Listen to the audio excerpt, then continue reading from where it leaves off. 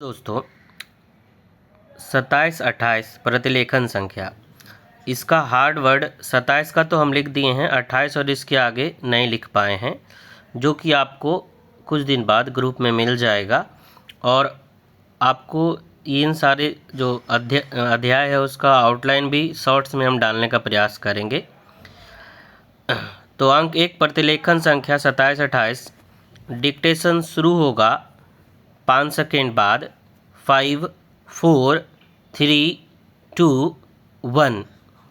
सभापति महोदय, स्वाधीनता के बहुत पहले से ही कांग्रेस दल ने कतिपय कार्यक्रमों को पूरा करने का बीड़ा उठाया था।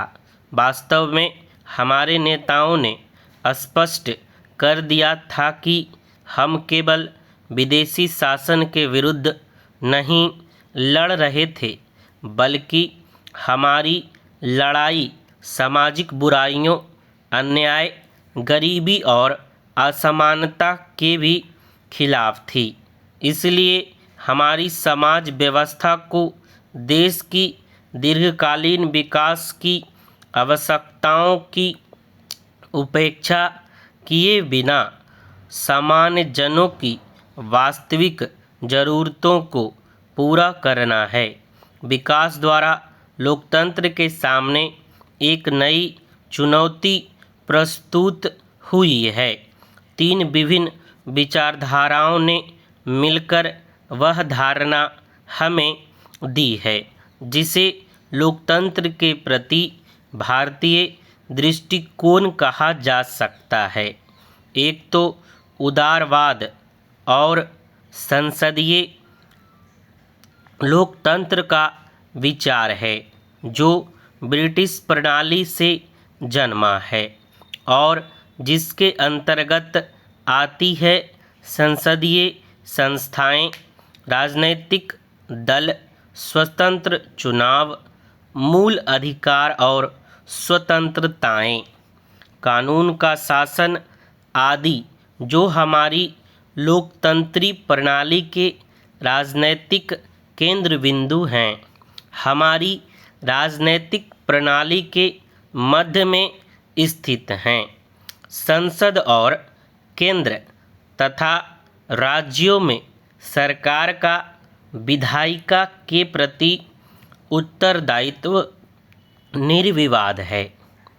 आधुनिक समाज में स्वतंत्रता के अंतर्गत न तो व्यक्तिगता की असंयमित अभिव्यक्ति को स्वीकार्य माना जा सकता है, न सामाजिक हित और सार्वजनिक कल्याण के विरुद्ध निजी हित और निजी उद्यम को वरीयता मिल सकती है।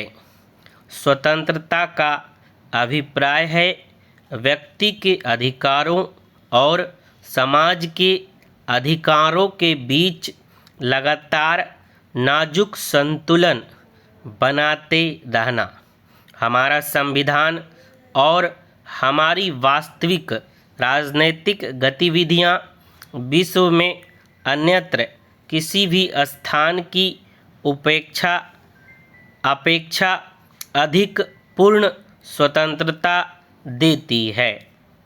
हमने अखबारों की स्वतंत्रता को स्वीकार किया है, लेकिन हम इस बात को नहीं मानते कि अखबारों की स्वतंत्रता का अर्थ है अखबारों पर उद्योगपतियों के आधिपत्य की स्वतंत्रता, अथवा यह कि संपत्ति के अधिकार को ऐसे प्रगतिशील और आवश्यक सामाजिक कानून बनाने की राह में रोड़े अटकाना चाहिए, जिनका उद्देश्य गरीब और अमीर के बीच अत्यधिक असमानताओं को कम करना या आर्थिक स्वाधीनता को बहुसंख्यक जनता के लिए वास्तविक बनाना हो। हमने इन विसंगतियों को दूर करने के लिए उपाय किए हैं। हमने संविधान में संशोधन किए हैं जिससे लोकतंत्र को और ठोस बनाया जा सके।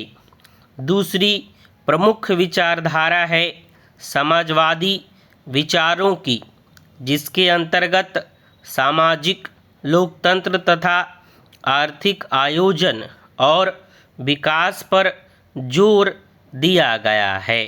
हमारे स्वाधीनता आंदोलन ने राजनीतिक आज़ादी और लोकतंत्र की व्याख्या सामान्य जन के कल्याण के रूप में की थी। स्वाधीनता के बाद यह व्याख्या हमारी लोकतंत्री पद्धति का प्रमुख तत्व बन गई। वस्तुतः लोकतंत्र का पूरा ढांचा सामाजिक और आर्थिक विकास की पूर्ति के लिए बनाया गया है। यूरोप में लोकतंत्र जैसा कि हम उसे जानते हैं औद्योगिक क्रांति के बाद आया। भारत में लोकतंत्र और उसके साथ संघ स्वतंत्रता की भावना जैसी अनिवार्य सार्वजनिक मांगें पहले आई। हमें औद्योगिकीकरण, आर्थिक विकास तथा प्रमुख कल्याण योजनाओं का संचालन विविध और परस्पर विरोधी दबावों के बीच करना है। इस विचित्र स्थिति के कारण हमारा काम और भी कठिन हो गया है। सभापति महोदय, संगठित प्रचार न होने के कारण ऐसा लगता है कि औरों ने अन्य तरीकों से जो सफलताएं पाई हैं वे हमारी उपलब्धियों से बहुत बढ़कर हैं, लेकिन हमारा विचार है कि अंततोगत्वा हमें कुछ उपलब्धियां प्राप्त हुई हैं और हम जनता के कष्टों को कुछ दूर कर सके हैं तथा व्यक्ति और समाज के अस्थायी तथा समन्वित विकास की दिशा में कुछ आगे बढ़ सके हैं। मेरा विश्वास है कि ऐसा वास्तविक और अस्थायी सामाजिक रूपांतरण, जिसके अंतर्गत लाखों करोड़ों लोगों की मानसिकता और जीवनचर्या आती है, केवल शांतिपूर्ण उपायों द्वारा ही हो सकता है। तीसरी विचारधारा हमें महात्मा गांधी और उनके अहिंसात्मक क्रांति के जीवन दर्शन से मिलती है। भारत में लोकतंत्र और गांधीवादी विचारों और अन्य पद्धति की छाप अप्रत्यक्ष और अस्पष्ट होते हुए भी सूक्ष्मतः अंतर्निहित है। उसने भारत को सहारा दिया है और उसे समृद्ध बनाया है। ये संपूर्ण प्रयोग स्वतंत्रता, समाजवाद और एक अत्यंत जटिल परिवेश में शांतिपूर्ण पद्धतियों को एकजुट करने का प्रयास भारत में शेष विश्व से कटकर नहीं बल्कि अंतर्राष्ट्रीय सहयोग तथा विश्वव्यापी प्रचार की रोशनी में हो रहा है।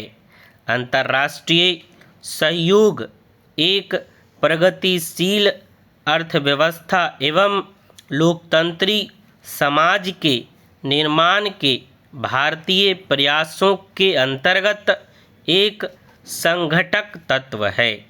यही कारण है कि आज़ाद होने के बाद हमने विश्व शांति और विश्व सहयोग को भारत के उज्ज्वल राष्ट्रीय हित के रूप में स्वीकार किया है। हस्तक्षेप न करने के सिद्धांत में हमें हमेशा विश्वास रहा है और हम उसका कड़ाई से पालन करते रहे हैं। लेकिन क्या यह एक पक्षीय हो सकता है? आज हमारे अपने मामलों में हस्तक्षेप किया जा रहा है और हमारे देश की स्थिरता, प्रगति तथा सुरक्षा के लिए गंभीर खतरा पैदा हो गया है। पाकिस्तान विदेशी आतंकवादियों को भेजकर हमारे देश में अराजकता और अस्थिरता पैदा करने की बराबर कोशिश कर रहा है। यह स्थिति विभाजन से भी अधिक गंभीर प्रतीत होती है। आज पाकिस्तान में संकट बहुत गहरा है और उस देश के सामने जो भयावह स्थिति है उससे वह भारत पर दोषारोपण करके छुटकारा नहीं पा सकता। इस संदर्भ में दो सवाल उठते हैं।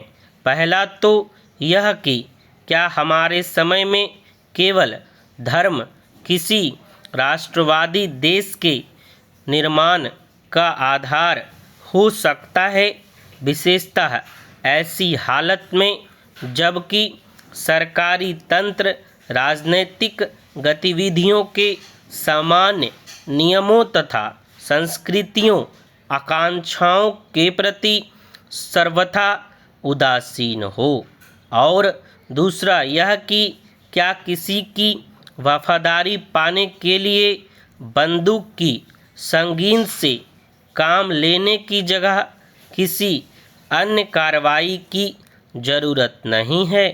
हमने भारत में संयम और शांति से काम लिया है, हालांकि हमारे सामने खतरे थे और हमें भड़काने की कोशिश की गई है, लेकिन अंततः हमें अपने देश के हितों की रक्षा करनी ही होगी। कोई भी देश और विशेषतः भारत जैसे विशाल एवं विविधतापूर्ण देश किसी ठप्पे द्वारा कभी भी वर्गीकृत नहीं किया जा सकता, मुझे ऐसा लगता है। समाप्त। धन्यवाद। आपको यह डिक्टेशन अच्छा लगे तो आप लाइक कीजिए और अपने दोस्तों को भी शेयर ज़रूर कीजिए। यह जो लेसन है, 2 लेसन, ये थोड़ा सा हार्ड था। आप इसको अच्छे से लिखिए। इसका जो हार्ड वर्ड है उसका प्रैक्टिस कीजिए और आपको प्रत्येक दिन हमारा डिक्टेशन ऐसे ही मिलता रहेगा। और आगे के अध्याय में हम कोशिश करेंगे कि हार्ड वर्ड को लिख के आपको आउटलाइन भी प्रोवाइड करें ताकि आपका प्रिपरेशन अच्छे से हो सके। ठीक है दोस्तों, धन्यवाद।